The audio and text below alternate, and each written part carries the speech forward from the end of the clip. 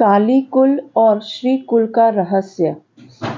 जब तक गुरु की कृपा दृष्टि से कुंडलिनी शक्ति का अद्योधन तथा सुषुम्ना के मार्ग में प्रवेश नहीं हो जाता, तब तक उपासना का अधिकार उत्पन्न नहीं होता। मूलाधार से आज्ञा चक्र पर्यंत चक्रेश्वरी रूप में शक्ति की आराधना ही निकृष्ट उपासना है। परंतु जो साधक इंद्रिय और प्राण की गति का अवरोध कर कुलपथ, जिसका एक नाम शिव पथ भी है, उस कुलाचार में प्रविष्ट नहीं हो सकता, उसके लिए देवी की अध्यम उपासना भी संभव नहीं है। साधक क्रमशः अध्यम भूमि से यथाविधि साधना द्वारा निर्मल चित्त होकर मध्यम भूमि की उपासना का अधिकारी होता है। तदनंतर उत्तम अधिकार प्राप्त कर भगवती की अद्वैत उपासना से सिद्धि लाभ करता है। मनुष्य जब तक द्वंद्वमय भेद राज्य में वर्तमान रहता है, तब तक उसके लिए निम्न भूमि की उपासना ही स्वाभाविक है। कर्म ही इसका रूप है।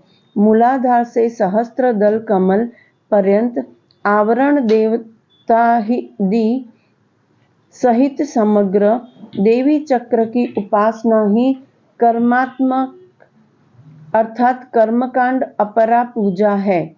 इस पूजा अर्थात षटचक्र के क्रियारूप अनुष्ठान का अवलंबन कर अग्रसर न हो सकने से चित्त में कदापि अभेद ज्ञान अर्थात अद्वैत का उदय नहीं हो सकता।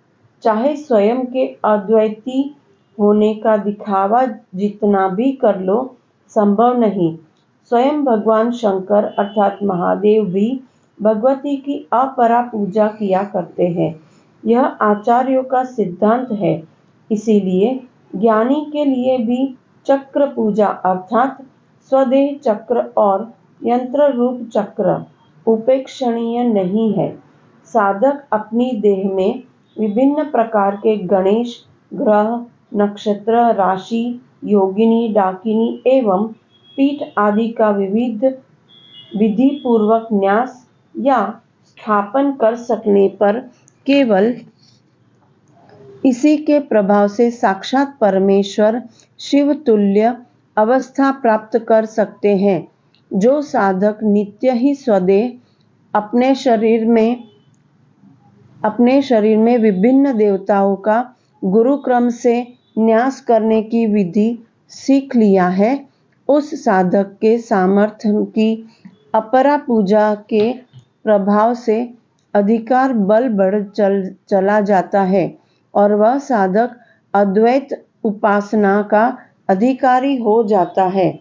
वस्तुतः शिव शक्ति के विभिन्न न होने के कारण तथा महाबिंदु की पूर्ण और रिक्त अवस्था भी नित्य सिद्ध होने के कारण शून्य और पूर्णत्व का आविर्भाव नित्य ही मानना होगा। जो रिक्त दिशा है, लौकिक दृष्टि से वही अमावस्या है और जो पूर्ण दिशा है वही पूर्णिमा है। महाशक्ति के प्राधान्य को अंगीकार कर अमावस्या की ओर जो उसकी स्फूर्ति होती है वह काली रूप में होती है तथा जो पूर्णिमा की ओर स्फूर्ति होती है वह षोडशी, त्रिपुरी या श्री विद्या के रूप में होती है। काली कुल और श्री कुल का यही गुप्त रहस्य